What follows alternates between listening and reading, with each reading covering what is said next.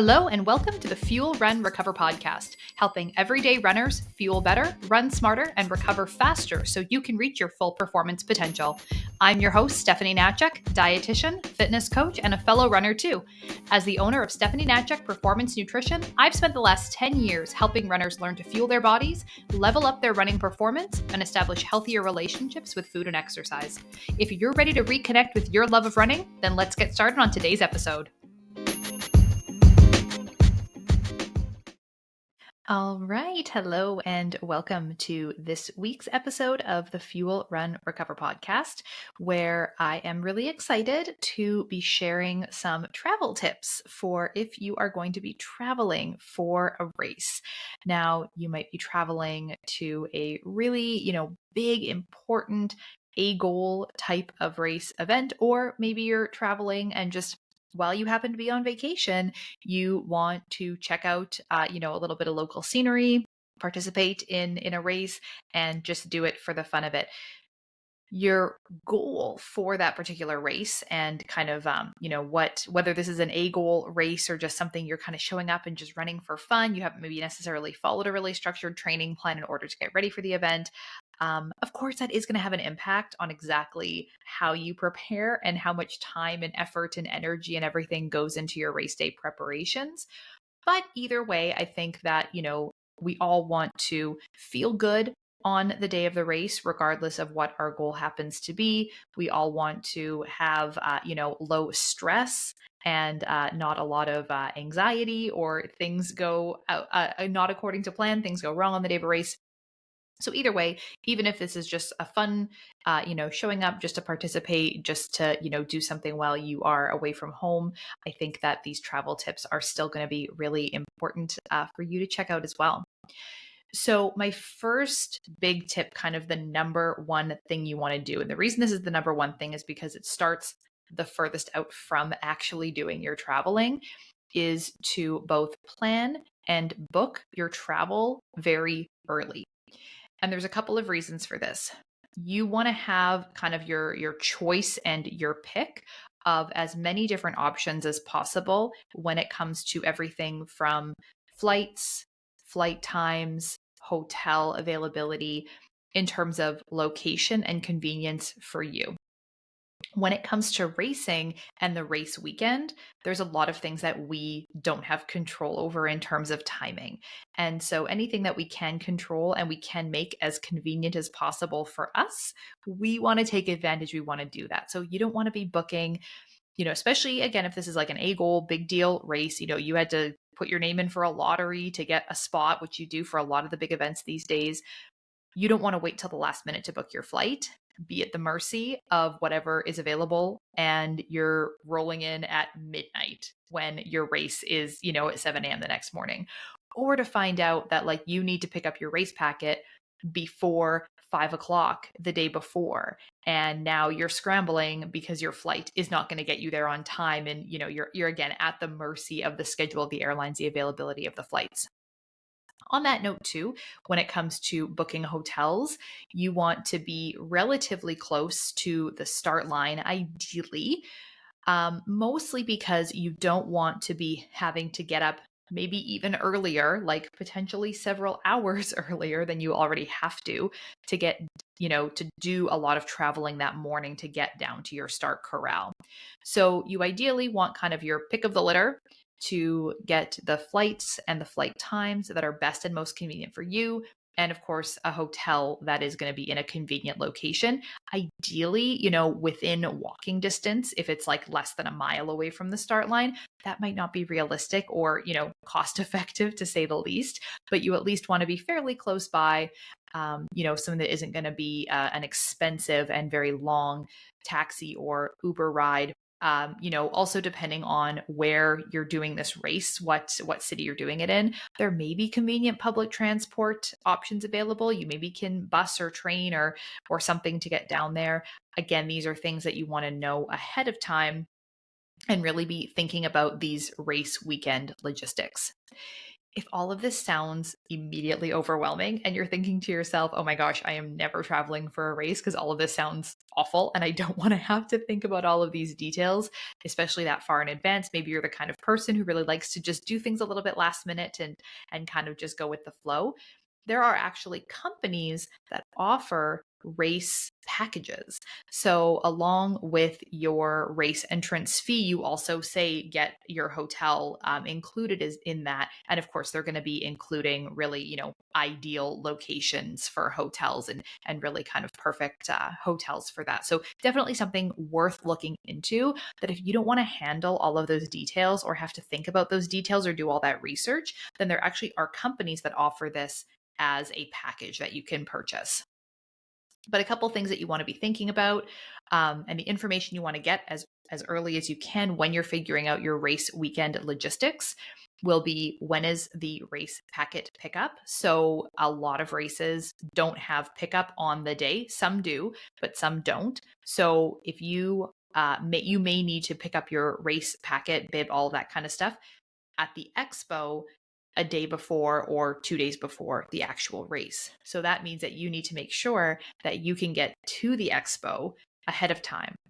If your hotel is quite a ways away from where the expo is happening, then you may be looking at several additional rides, whether that's taxis or Ubers or walking or whatever, to get over there, which might make it so that it's either more cost effective or at least more time um, convenient in order for you to stay closer to where the race is actually happening. Some races also have a shuttle to the start line. So I've raced where the smaller city that we were racing in, we were able to actually just drive. So we drove from where I live to the race that we were doing. But then we didn't have to drive all the way to the start line for the race and, park there and have it be really busy. We actually were able to drive to a different location and get on a shuttle that took us down to the race. So that's something else that's worth looking into. Maybe that will alter your hotel plans or what makes sense for you in terms of hotel plans. The other thing, of course, to keep in mind, especially if you're going to be driving or renting a car, is going to be the parking situation. Is there parking on site? Do you need to buy a parking pass? Does it make sense?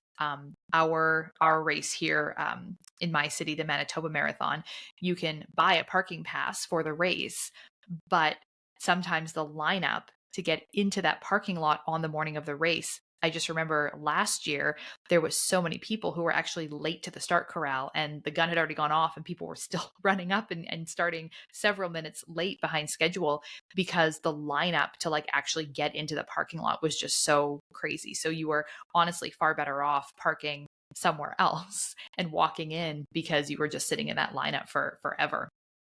So all that to say, the more prepared you are, understanding all these logistics, having your timelines created so that okay, if our flight's getting in at this time, we have to get over to the expo by this time. Do we have enough time, especially if there's flight delays or any kind of issues? The more information you have, the more prepared you are, the less stress you're going to have that weekend with those last minute details.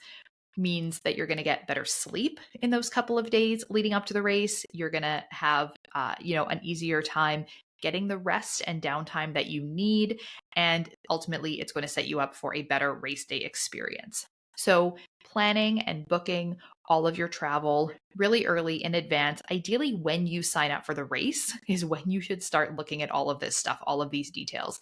Because, especially for big races, for really popular ones that sell out or have a lottery, once that race registration opens, everyone, thousands and thousands and thousands of people are going to be descending on trying to get the best hotels, trying to get the best flight times, all that kind of stuff. So it's, something that sometimes we're talking about a year ahead of time or, 6 to 9 months ahead of time. And it might seem, especially if this isn't really, the type of person you are when you travel, and it seems a little bit, kind of crazy to do this that far in advance.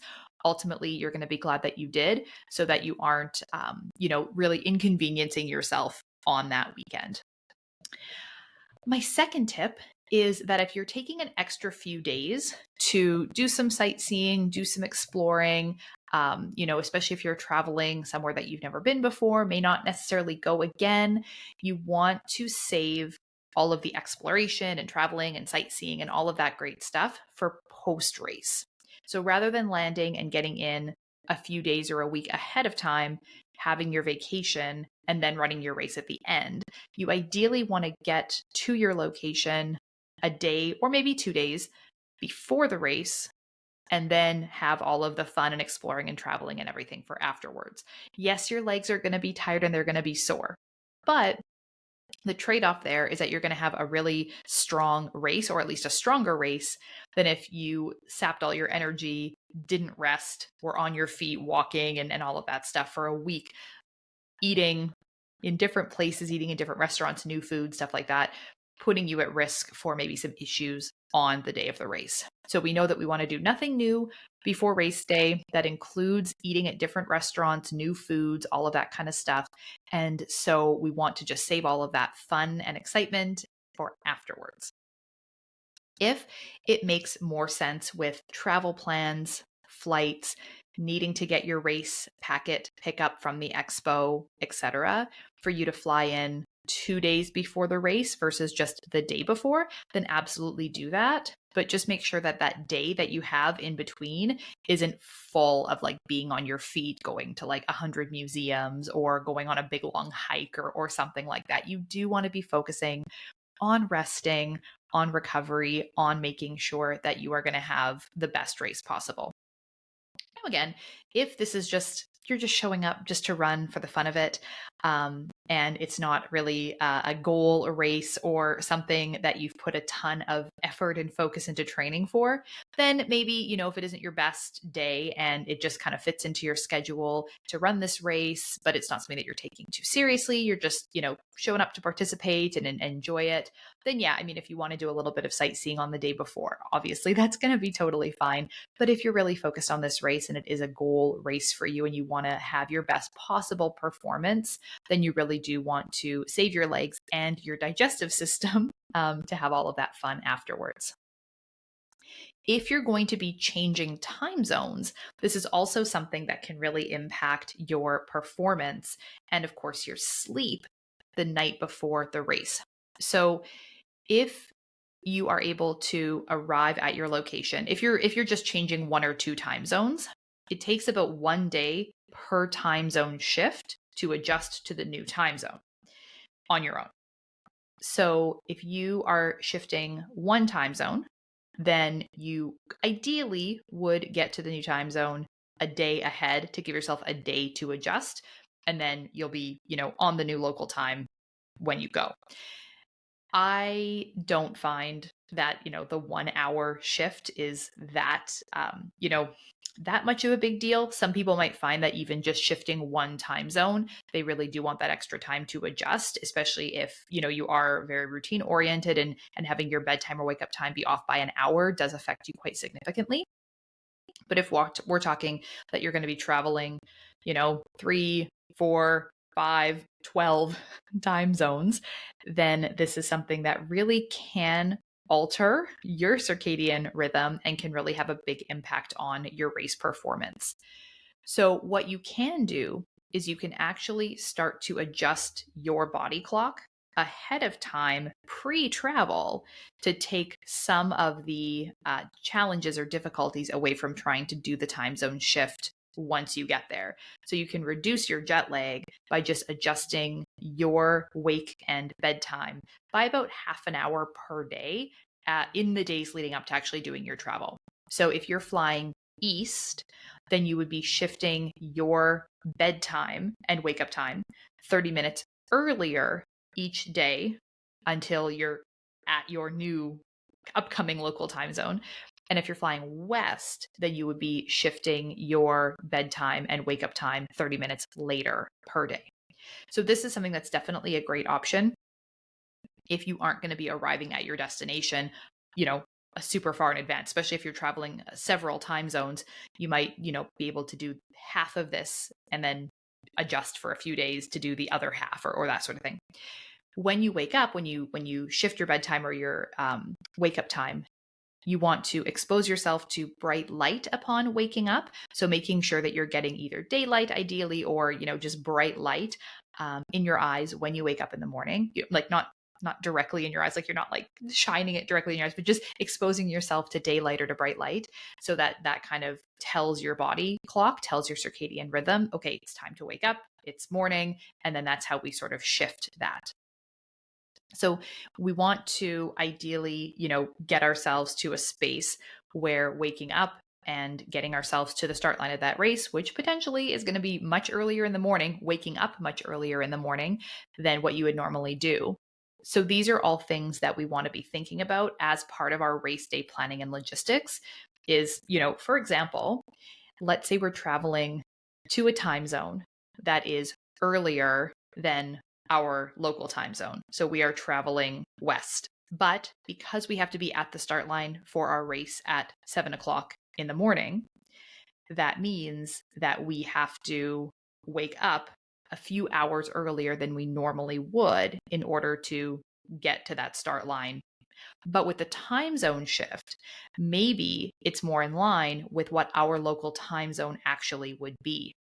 So maybe we actually don't want to do too much shifting of our bedtime and wake up time, especially if we're just going to be getting in kind of the day before. We want to go to bed early enough that we're still going to get our 7 to 9 hours of sleep, but then actually waking up at our normal home time makes sense because, yes, it might be like 4 o'clock in the morning on that Western time zone, but that means that that's kind of our natural wake up time. But we still want to do, exposing ourselves to some light upon waking up and kind of tell our body, okay, listen, it's daytime to get going. So these are things that we want to think about and consider depending on where we live and where we're going to be heading to.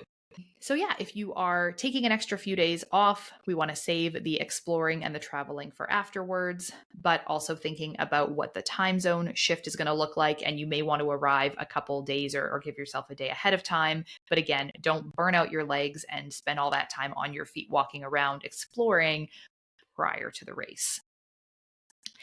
My third tip is to make your packing list early and include everything, and I mean everything that you think you might possibly need.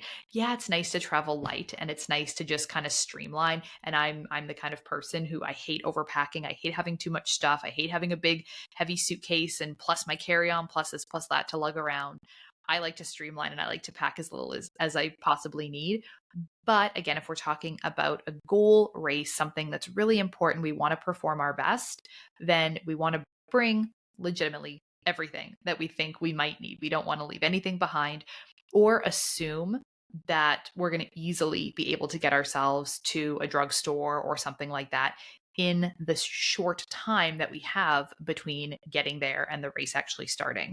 If you need to be at a race for, 5, 6, 7 o'clock in the morning, those, it may not be that easy to get to a drugstore, get to a Walmart, get to a CVS or wherever before you head over to the race if you need something last minute. So just keeping in mind that anything essential, you want to make sure you have it and pack all of that essential gear as much as possible in your carry-on. So things like your shoes, if there's, your race day outfit, your hydration mixes, your fuel, things like that, provided, of course, you're able, the things that you're choosing and, they're not in packets that are too big. And of course, everything has to be able to get through airport security. So something to keep in mind is that you want to have all that stuff in your carry-on just so that in case something happens with your luggage, if it goes missing, if it's delayed, whatever, you are not, stressing, running around, trying to get all of that stuff either the night before, the morning of your race, or you're not maybe unable to race because you literally do not have a pair of shoes to run in. Another option is to just wear your shoes. I don't run in carbon plated shoes. A lot of people don't. If you do, then maybe you don't want to be walking around and wearing those. But if you're just wearing your regular running shoes, I know we don't typically want you to be spending a ton of time walking around in them and like wearing them all the time because we want to, save that foam. However, if it's a matter of like, well, I can't fit these, like I don't have anywhere to put them, then, have your sandals or your flip-flops or whatever packed. And at the very least, that your shoes are going to make it. I have had clients who have either forgotten their shoes at home, not remembered to pack them, and have been scrambling trying to go and buy shoes the day before the race, or have had like flight delays or luggage goes missing or something like that. And their shoes, unfortunately, are in that checked bag. So having a list of everything you need, starting that list early, like making that packing list and like adding to it as you go. Just little things like not wanting to forget your headphones if you use headphones during a run, or your specific water bottle that you need. Planning your travel day meals and meals for the night before your race is also really important. So, knowing what you're going to eat on that travel day or on those travel days, and having your snacks, having your food, having everything you're going to eat in your hotel, either the night before, the morning of. Again, things that you want to think about and plan out as part of your whole logistics plan. It sounds like a lot, and it might sound like I'm giving you this great big long to-do list. And I kind of am, because I want your race to be successful. We don't want something silly like, oh, the continental breakfast at the hotel. We saw there was a continental breakfast, so we thought, oh yeah, we'll just eat there before we head out for the morning. But unfortunately, what we didn't realize is that that continental breakfast doesn't open until 7 o'clock in the morning. We had to be out of the hotel at 5. So we had no breakfast. And 5 a.m. might be kind of hard depending on where you're traveling to. Might not be that easy to find, I'll say appropriate pre-run fueling choices at 5 o'clock in the morning, or you might be stuck eating something that you've never had before a run or before a race. So packing as much of your own food with you as you can is great. And then enjoy all the local restaurants and all of those things afterwards. If you're going to be traveling and you need to bring food with you, and you're going to be having all of these, snacks and things in the hotel, practice these things in training. So if normally you're someone who say eats, I'll say oatmeal, like a cooked oatmeal that you like make on your stovetop as your pre-run meal, but you're going to be staying in a hotel. You're not going to have a stove or an ability to cook this oatmeal. Maybe you can cook in advance. Maybe you can bring it, microwave it. Maybe that won't work for you. If you're taking it on a plane or something like that, maybe this just isn't going to be logistically appropriate. So maybe instead you're going to start practicing with cereal, something that you can throw a box of cereal in your suitcase and you can bring a box of cereal, or pick that up from a drugstore or a grocery store, kind of anywhere, something like that you can practice with, that's going to be easy and convenient for whatever the race morning is going to look like. So making your packing list early, including everything you need, including thinking about what those pre-race meals the day before, the night before, the morning of are going to look like. When you are actually, doing your traveling, maybe you're driving, maybe you are going to be flying, you want to also be thinking about how you're going to continue to be able to hydrate and carb load while you're on the go. So packing those extra snacks that you're going to be consuming in the car or in the airport, and then having extra fluids as well. Yes, it might mean more bathroom breaks if you're driving, but making sure that you're staying hydrated is really, really key. You can bring a refillable water bottle through airport security. So the water bottle has to be empty, like you can't have any fluids in it, but you can bring an empty refillable water bottle to get you through airport security. And then all of the airports, or most airports, all the airports I've been anyway, have water bottle filling stations once you get past security. So you can bring your empty bottle, you can go ahead and fill it afterwards. The reason is because airplane cabins are incredibly dry. Like the humidity is super, super low. So air travel is just inherently dehydrating. When you're carb loading, your fluid needs are higher. And we just tend to not drink as much when we're on the go. Like when we're not kind of sitting around thinking about it or having meals at regular times or anything like that, we tend to, go pretty long periods of time without having enough fluids. So dehydration, of course, can be an absolute performance killer. You can have a terrible performance if you are not adequately hydrated. And this can be one of the major challenges that goes along with traveling for a race. Any alcohol that you might drink, again, save that for post-race. Don't have, drinks either at the airport or with dinner the night before, anything like that. I would really, really recommend saving that for after the race. Again, just because of the dehydration, how it can impact sleep, how it can impact performance and recovery. You're just far better off having it afterwards if you're going to include it at all. So that's kind of looking at, race day logistics, having a plan, just knowing where you're going, what you're doing, what the timeline looks like, what to expect. The more preparation you've given yourself and the more planning you've done here, the far easier it's going to be, the less stress you're going to have, and the more smooth your whole race experience is going to go. Another thing to consider is, looking at, especially if you're traveling quite far from a race, looking at the environment, the climate, and how it might differ from your training environment. And the reason that I want to bring this up specifically is because, if you're traveling somewhere that's much hillier, much hotter, much more humid, at a completely different altitude, especially if you're going up in altitude, that's going to be a challenge. If you live at a higher altitude and you're racing at a lower altitude, you will actually have a much easier time versus the opposite. But you want to kind of understand how that might differ from your training environment.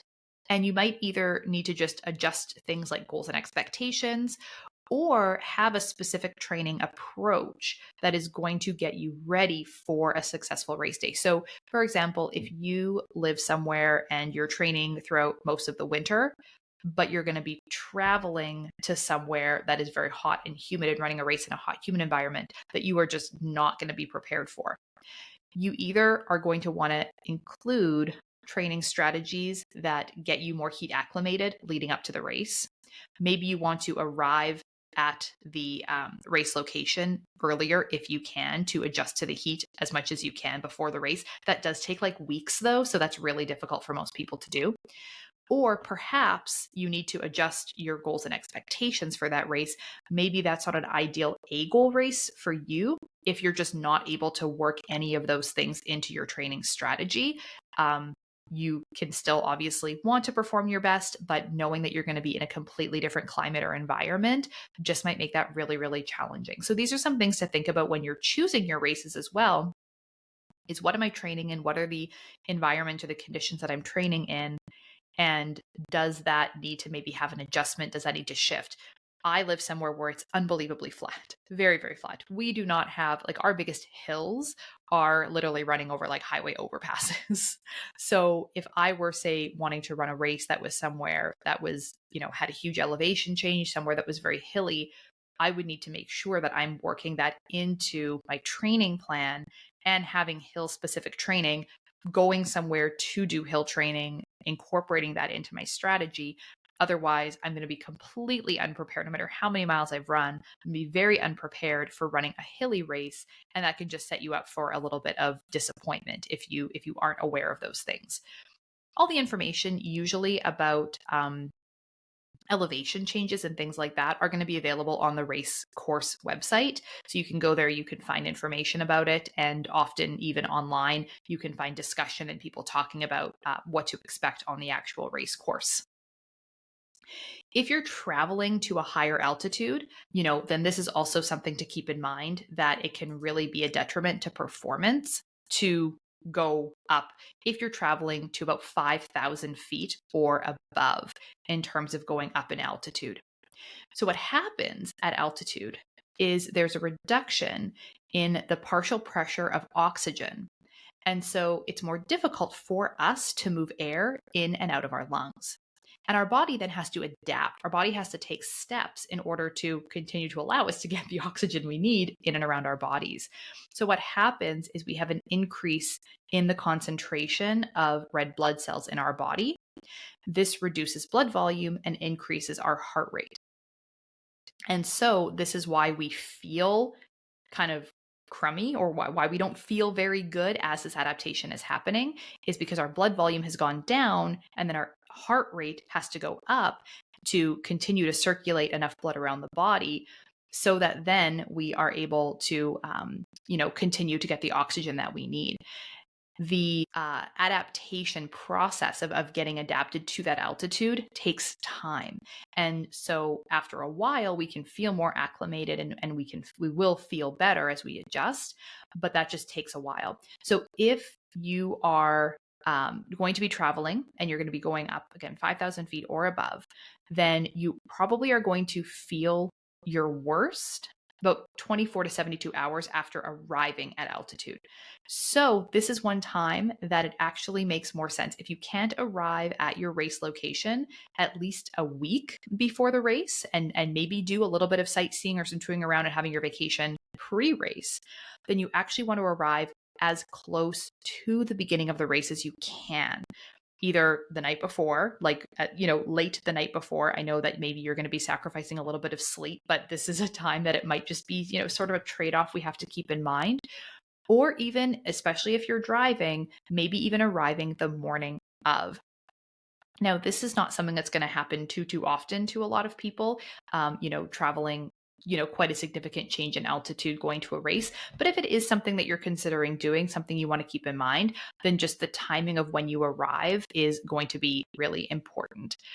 And also knowing that if you are arriving there only just a day or 2 or 3 before, that might be the worst timing, and you actually might want to shift when you arrive a little bit to make up for that.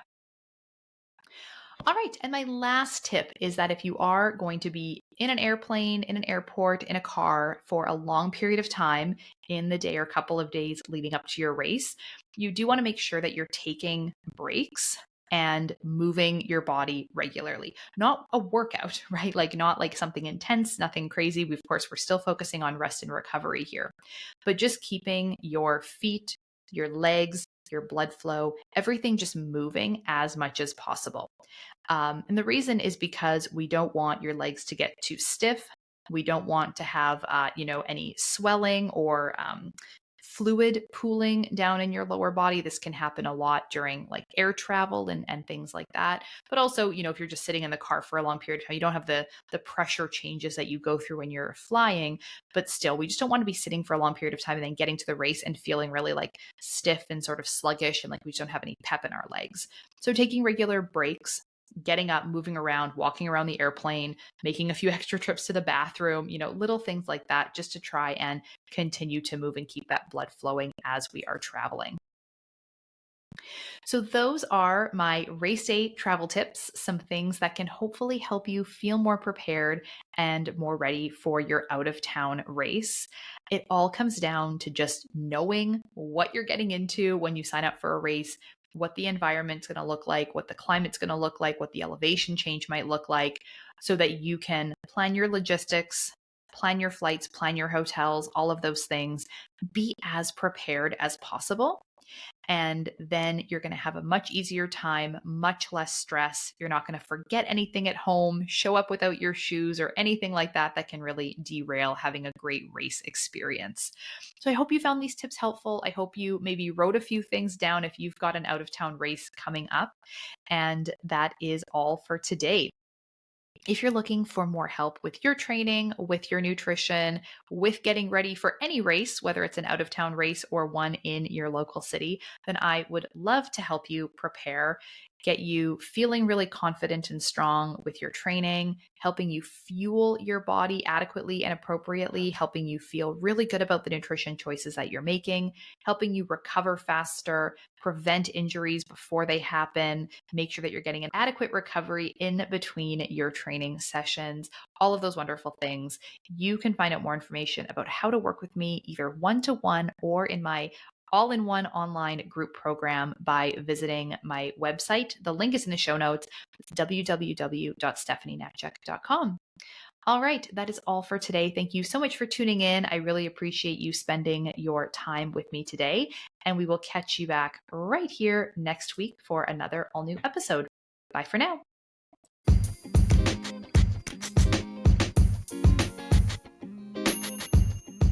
The information on this podcast is for educational purposes only and is not to be used or relied upon for the diagnosis or treatment of any health condition. This information does not create a client-practitioner relationship and should not be used as a substitute for professional medical advice.